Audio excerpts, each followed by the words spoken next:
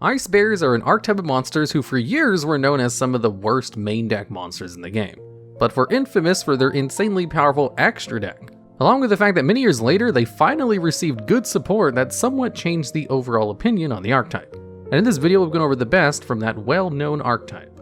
And at number 10, we have General Wayne of the Ice Barrier. General Wayne is a level 5 water monster with 2100 attack and the summoning condition that if your opponent controls a monster and you control an Ice Barrier monster, you can special summon this card from your hand. General Wayne goes on to have 2 more effects. First, when this card is normal or special summoned, you can add 1 Ice Barrier spell or trap card from your deck to your hand.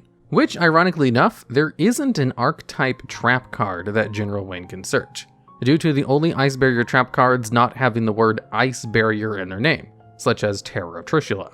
And General Wayne has the second effect that any spell or trap card that is sent to your opponent's graveyard from the field is banished instead. These effects are actually pretty good, due to the first effect being a slightly more restrictive version of Cyber Dragon, as well as the second effect of searching any spell or trap card going together almost perfectly with the Ice Barrier playstyle due to the deck containing an incredibly strong spell card known as Medallion of the Ice Barrier, which allows you to add any Ice Barrier monster from your deck to your hand, along with the third effect being almost a reverse of Dimensional Fissure, although with the difference being Wayne banishes spells and traps and not monsters. But with how prevalent spell-heavy decks are with archetypes like Sky Striker, General Wayne is capable of slowing down many decks, along with the supporting Ice Barrier playstyle as well. The issues keeping General Wayne out of the spotlight of meta relevancy is that basically, the deck he was created to support is not very good. While he has great effects, the restrictions are just too much for him to ever see play. If you want to banish all your opponent's spells or traps, just play cards like Macrocosmos, which banishes every card, and is a continuous trap, which means you can chain it into the activation of one of your opponent's cards. Although, with Macrocosmos being limited, any effect that allows you to gain its benefits are usually pretty good, which gives General Wayne some more usefulness, even if it would be better if it also banished monster cards. And at number 9, we have Revealer of the Ice Barrier. Revealer is a level 4 warrior monster with the effect that your opponent cannot tribute summon, along with the effects that you can discard 1 card to special summon 1 Ice Barrier tuner monster from your deck, but this does lock you into only special summoning warrior monsters for the rest of the turn. Along with the effect that if any Ice Barrier monster has an effect which would discard or send a card from your hand to the graveyard, you can banish Revealer from your graveyard as the cost of that effect instead. Now, these effects are all not that bad. The first effect shuts down decks like Monarchs and True Dracos, due to locking your opponent from tributed summoning at all. Although, the effect is fragile to removal or negation from cards like Raigeki or Infinite Impermanence. The second effect is really the meat and bones of Revealer of the Ice Barrier.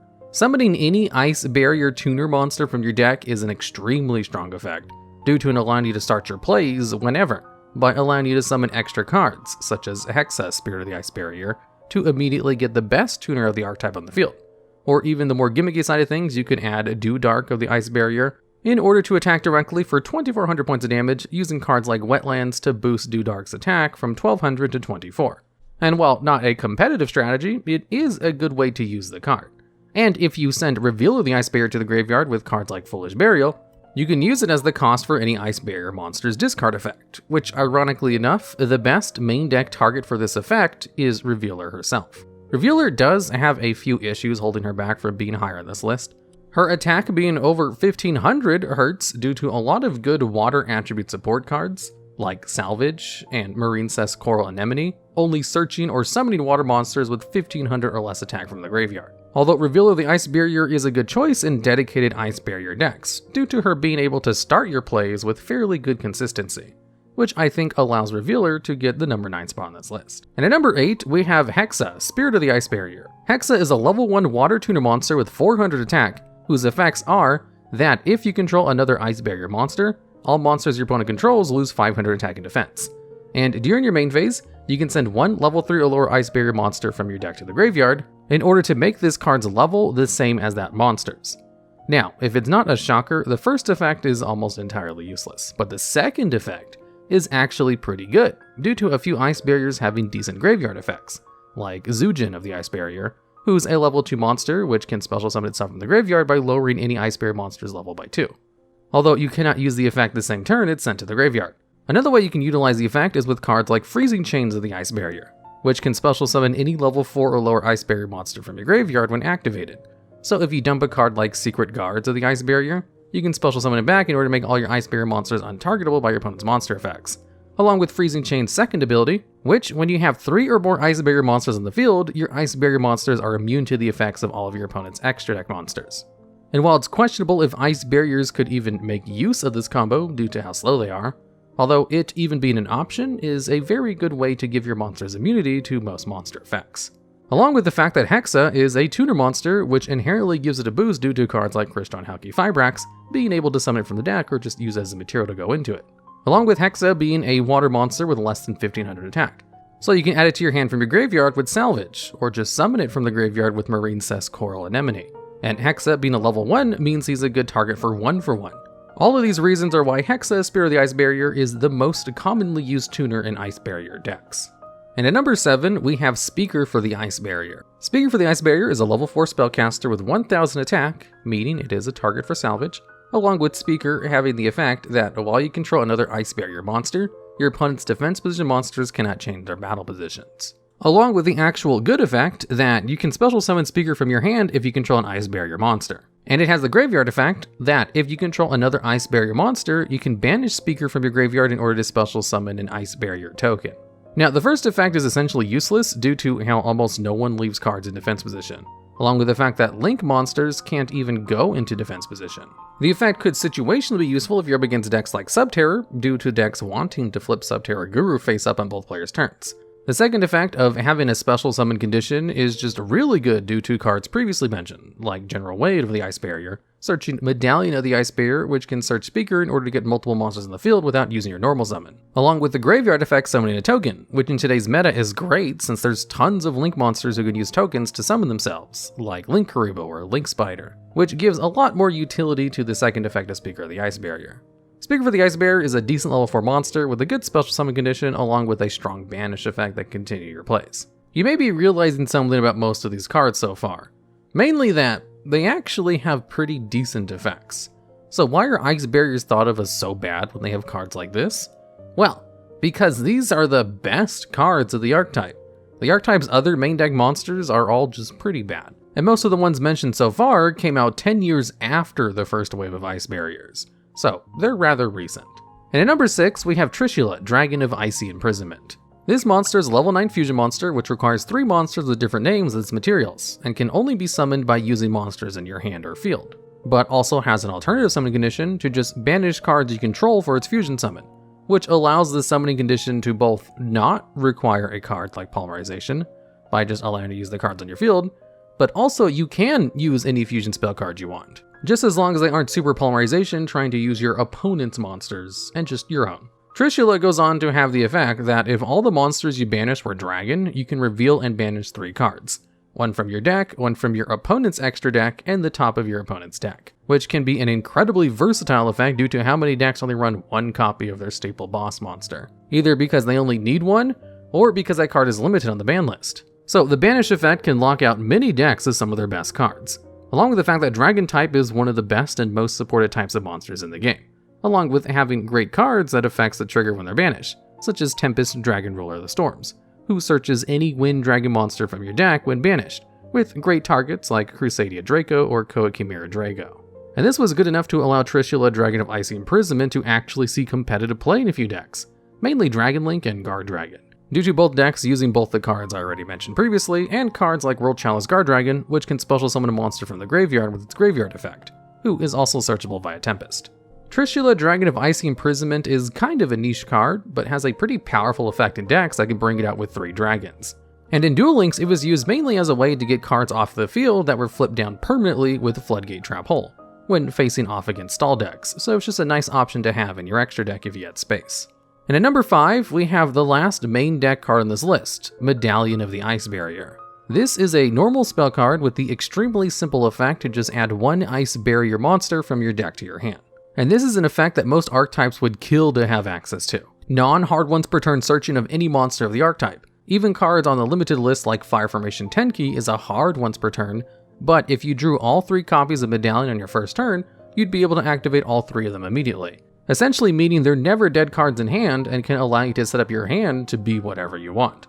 Along with the fact that cards such as General Wayne of the Ice Barrier can search Medallion of the Ice Barrier on its summon, which allows you to go +1 from the deck, immediately into any Ice Barrier card, thanks to Medallion. But also that no matter what game state you're in, it's always useful to draw into another Medallion, due to it immediately giving you access to your entire archetype's monster lineup. Although, there is one small issue, one restriction that keeps Medallion of the Ice Barrier from seeing competitive play, and that is that the archetype it was built for is kind of horrible. Ice Barriers do have some good main deck cards, but the main deck Ice Barriers aren't exactly known for their quality. So no matter how insanely good Medallion is, it will forever be crippled by the deck it was built to support. If the Ice Barrier archetype ever got main deck monsters on par with their extra deck monsters, then it might even end up on the ban list. But until that day, Medallion will just be the best main deck card of the entire archetype. And at number 4, we have Gungnir, Dragon of the Ice Barrier. Gungnir is a level 7 synchro monster which requires one tuner and one or more non-tuner water monsters as materials, so not entirely generic like most other Ice Barrier synchro monsters. And Gungnir has the effect that once per turn you can discard up to 2 cards in order to target and destroy the same number of cards your opponent controls.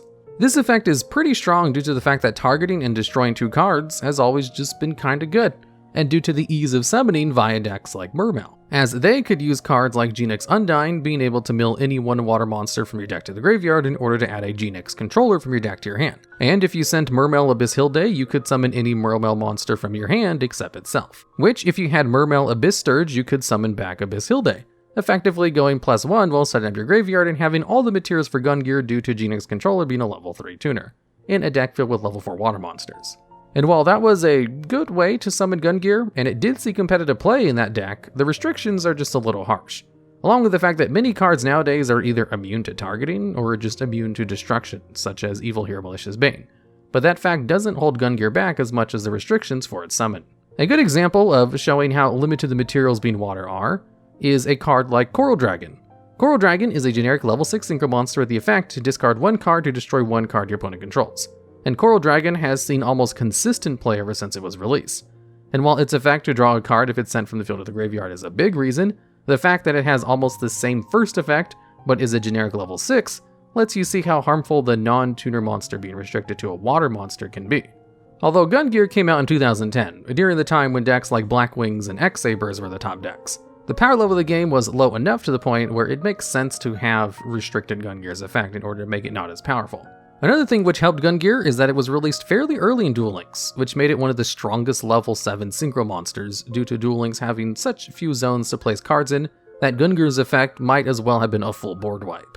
Gungnir, Dragon of the Ice Barrier, is a strong monster with a powerful effect that is just hurt by its own restrictions too much to see competitive play today. And at number 3, we have Dewloren, Tiger King of the Ice Barrier. Dewloren is a level 6 synchro monster, and like Gungnir, it requires its non-tuner materials to be water monsters. And Dewloren has the effect that once per turn, you can return any number of face-up cards you control to the owner's hand, and for each card returned, Dewloren gains 500 attack until the end of your turn. Now, this effect is strong for a multitude of reasons, as shown by cards like Genix Ally Birdman. Self-bouncing is always a powerful effect, especially due to being able to return and activate soft once per turn staple cards, like Supply Squad or Fiendish Chain multiple times, and the effect of gaining attack points is just a bonus on top of that strong effect, which allows you to attack your opponent for massive damage if your deck is constructed to benefit from that effect. In fact, it was strong enough for Dewloren to land itself on the limited and semi-limited list on the ban list for several years, only coming off the list at 3 due to an errata giving its effect a hard once per turn. And the main reason Dewloren received an errata was because there are actually a lot of cards in the game that are just straight up not balanced around the concept of being able to be returned to your hand infinitely. On screen, I'll be showing the Athene FTK, which takes advantage of non-hard once per turn effects of Symbols of Duty, Valhalla, Cephalon, and Athene to infinitely bounce them all back to your hand with Dewloren's effect, as well as bring them back from the graveyard to continue the combo. And this is actually a pretty inconsistent use of it. The consistent combos all use 2 copies of Dewloren, which is why the card was able to avoid being forbidden on the ban list, and only stayed at limited to 1 copy jail before it received its errata. Although Ice Barrier synchros are no stranger to broken effects that required an errata to fix them, which we'll see a little bit later on in this list. And at number 2, we have Trishula, Dragon of the Ice Barrier. Trishula is a generic level 9 synchro monster who only requires 1 tuner monster and 2 or more non-tuner monsters as materials. Trishula has the very simple effect of, when this card is synchro summoned, you can banish 1 card from your opponent's field, graveyard, and most importantly, from their hand. and the card chosen from the hand is chosen at random. Now, if you were not already terrified the second this card was shown on screen, then you must not have played during its reign. Trishula was not only an extremely easy synchro monster to summon, but was also one of the easiest cards to use to rip multiple cards out of your opponent's hand, along with how powerful discarding from your opponent's hand is, as shown by banned cards like Confiscation or Delinquent Duo. And those cards only discard. Trishula banishes a card from your opponent's hand, along with the field and graveyard. Meaning, even if you go second, you can use a lot of Trishula's effects to remove your opponent's board, or remove key resources from your opponent's graveyard, especially since no part of its effects target, so no chaining cards in response to a specific banish. Trishula also saw play due to cards like Desynchro, which allowed you to multiple times banish 2 to 4 cards from your opponent's hand, along with the effect not being once per turn, allowing any copies of Trishula summoned to rip another card from your opponent's hand.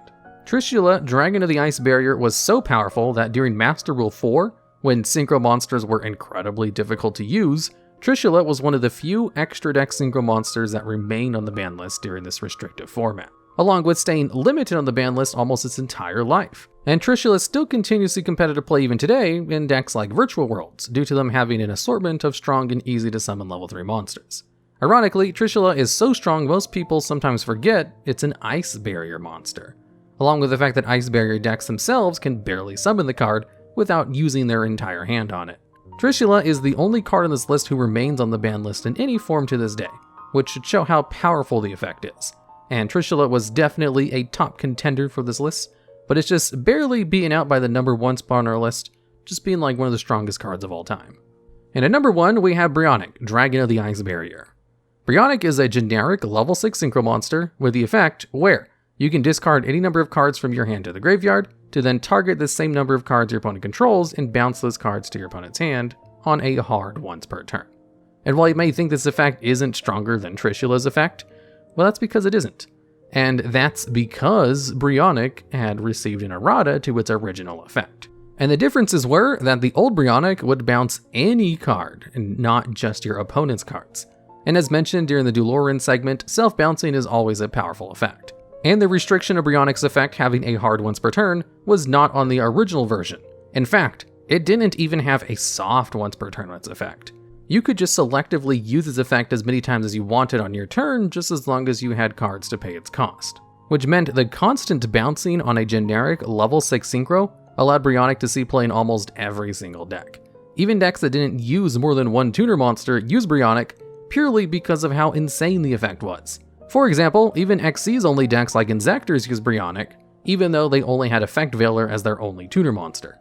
And if decks that didn't use many synchro monsters use Brionac, then you can imagine how prevalent it was in every other deck that did. If you remember from the Dewloren segment, there are just a lot of cards in the game that are not balanced around being returned to your hand infinitely, and pre-errata Brionac could set those combos up even easier than Dewloren. Brionac, Dragon of the Ice Barrier, is such a powerful card that a year after it was released, it was limited, and 3 years later it was placed on the ban list, and did not come off the list until its errata was created.